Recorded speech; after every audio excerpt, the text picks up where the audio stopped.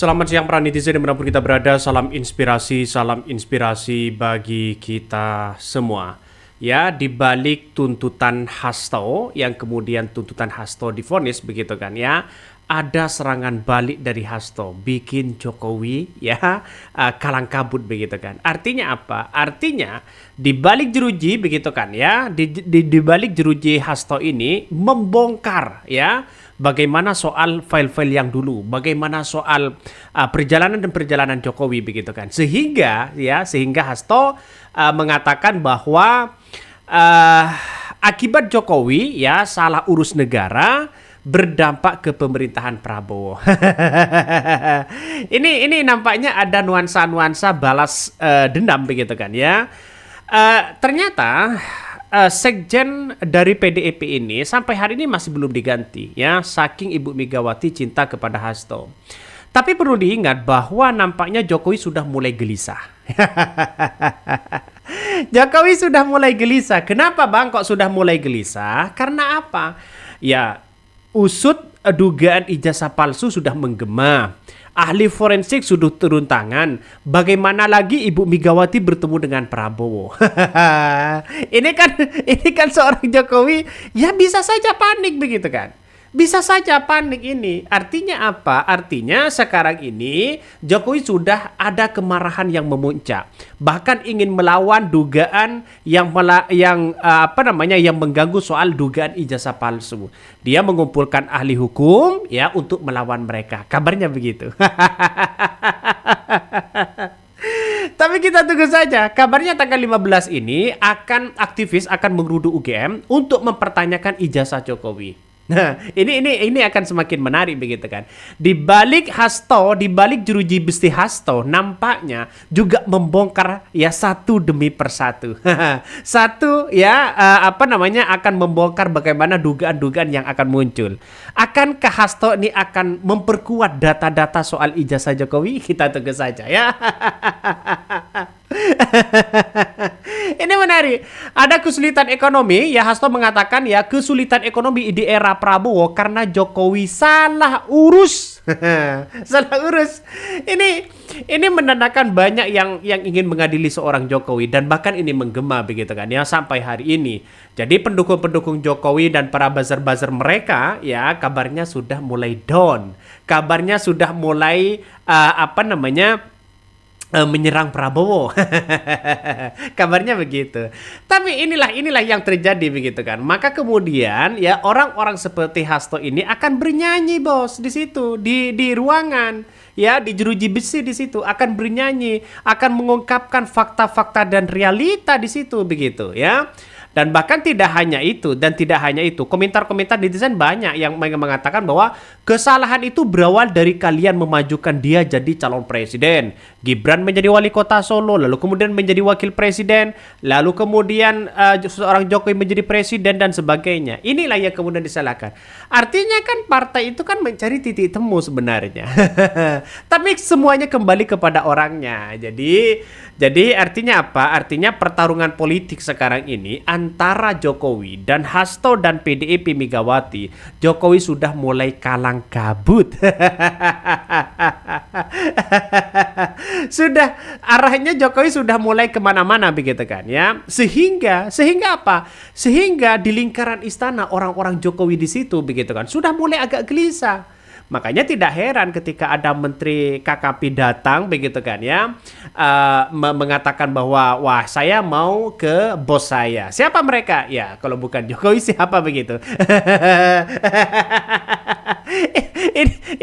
ini ngeri, satu persatu sudah mulai agak gelisah ya. Sehingga Prabowo waktu bertemu dengan Ibu Megawati di luar sana sudah banyak yang kepercayaan awalnya. Tapi ketika Dasko ya Susmi Dasko mengunggah foto Megawati dan Prabowo bertemu, maka kemudian di situ muncul narasi-narasinya. Ya seorang-orang buzzer-buzzer Jokowi ya, buzzer-buzzer Mulyono begitu kan, mulai agak menyerang. Mulai agak kecewa kepada Prabowo. Inilah yang ditunggu-tunggu. Jangan-jangan Hasto bisa bebas, Bos. Jangan-jangan Hasto bisa bebas karena realitanya ini politik begitu kan. Ya, ini realitanya politik di situ. Ini bahkan Hasto mengatakan sebut akibat Jokowi salah urus negara berdampak ke pemerintahan Prabowo ya. Soal salah urus negara Hasto udah lama ya, udah tahu lama. Bahkan sejak hubungan mereka masih baik-baik saja. Malah dulu ikut merestui ya. Kalau benar pemerintahan Jokowi salah urus, bukankah PDIP sebagai pengusung utama 2 periode juga punya andil besar? Nggak enak ya kalau mau cuci tangan tapi masih basah semua. Lucu juga. Nah, ini yang kita lihat hari ini begitu kan. Artinya kenapa? Kalau ada orang yang korupsi, yang mesti disalahkan itu adalah partainya. Masalah partainya. Padahal partai itu dapat apa? Kan itulah secara logika begitu kan.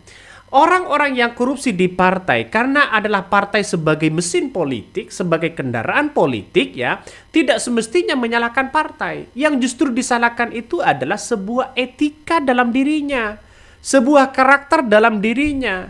Ya, misalnya kalau ada yang korupsi yang disalahkan masa partai tidak. Yang mesti disalahkan itu adalah perilaku mereka. Perilaku maling-maling di situ, Bos.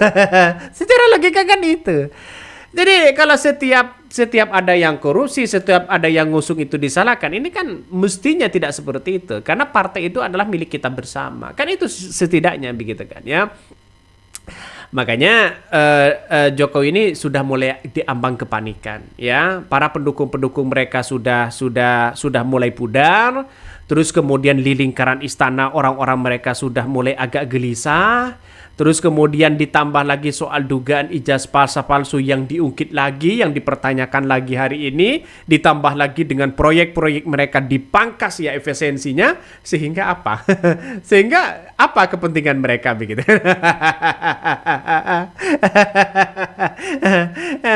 Katanya setiap hari 1.500 begitu orang begitu kan ya yang datang ke Jokowi. Kalau 30 hari berapa orang begitu? Mungkin PDIP nggak akan belak-belakan terbuka mengenai kelakuan Jokowi bila Jokowi tidak berkhianat dan masih bercokol pada PDIP. Waktu selama ini partai pengusung Jokowi, kenapa PDIP diam saja selama 10 tahun? Ya karena PDIP kan baru tahu begitu kan. Kalau baru tahu setelah Gibran menjadi seorang wakil presiden. Dicalonkan di situ begitu kan ya. Artinya apa? Kalau mau cuci tangan ya sebenarnya tidak juga begitu. Kenapa? Ya karena kita lihat situasinya. Makanya kalau sudah diusung oleh partai, itu lihat dari perilaku mereka. Ya, partai itu diibaratkan kendaraan begitu kan. Jadi ibaratkan kendaraan, ya tiba-tiba ada mesin macet begitu kan ya. Macet misalnya lama nggak diservis, masa mau menyalahkan kendaraannya? Ya mesti disalahkan orangnya. Kenapa kok tidak diservis? Itu logikanya. Ini saya kira ini bagus begitu kan. Artinya satu persatu sudah mulai terungkit ya bagaimana perilaku-perilaku yang tidak mengenakkan begitu kan ya, dan bahkan Hasto ini membongkar satu persatu. Ya ngeri Mas, ngeri. Ya PDIP sudah mengakui begitu kan, Hasto PDIP ini sudah mengakui bahwa di era Jokowi sudah amburadul ya. Coba kita baca ya. Ini beritanya, Sekretaris Jenderal PDIP Hasto Kristianto menyebutkan ya terdakwa kasus dugaan suap di perintangan penyidikan menilai efisiensi yang terjadi saat diakibatkan oleh kesalah presiden ya sebelumnya, yaitu Presiden Joko Widodo. Bahkan hal itu ya disampaikan oleh Hasto ya surat yang ditulis sebelum menjalani sidang ya. Hasto menyimpulkan seluruh komponen bangsa harus bersatu dan bekerja sama guna mengatasi kesulitan akibat penyalahgunaan kekuasaan. Dalam hal ini Hasto turut menjelaskan kondisinya selama menjalani masa penahanannya. Bahkan ya Guntur Romli menambahkan Hasto selama menjadi tahanan KPK tetap senantiasa mengobarkan semangat juang dan berolahraga secara teratur ya demi hidup semakin disempurnakan. Hasto terdakwa merintangi penyidik kasus ya suap yang tersangka mantan calon legislatif PDIP Harun Masiku. Nah sampai sekarang ya masih menjadi spekulasi dan teka-teki begitu kan. Jadi saya kira ini nampaknya begitu kan. Ya nampaknya bahwa PDIP ini sudah mau melawan. Hasto ini nampaknya mau melawan begitu kan ya, dengan adanya situasi dan kondisi kok seolah-olah ini ada dugaan dipolitisasi. Melawan kepada siapa? Ya kalau bukan ke Jokowi siapa lagi? Tidak mungkin ya Hasto itu memberikan pernyataan bahwa biang kerok selama ini begitu kan, masalah soal ekonomi di pemerintahan Prabowo begitu kan ya, itu akibatnya dari seorang presiden sebelumnya, dan itu masyarakat sudah mewanti-wanti sebelumnya begitu kan ya, bahwa di era Jokowi begitu utangnya sangat luar biasa. banyak utangnya di situ begitu. Sehingga jadi apa? Jadi beban kepada Prabowo. Kalau sudah jadi beban, maka bukan tidak mungkin apa namanya presiden-presiden sebelumnya juga disalahkan begitu kan. Ya wajar dong begitu. Apa namanya ribuan triliun begitu kan hutangnya, hanya dapatnya seperti itu begitu. Coba kita, memang pemimpin itu ada kelebihan dan kekurangannya saja. Oke, mungkin itu yang kami sampaikan ya. Tonton terus channel Hodari Podcast Rakyat ini, jangan lupa di subscribe.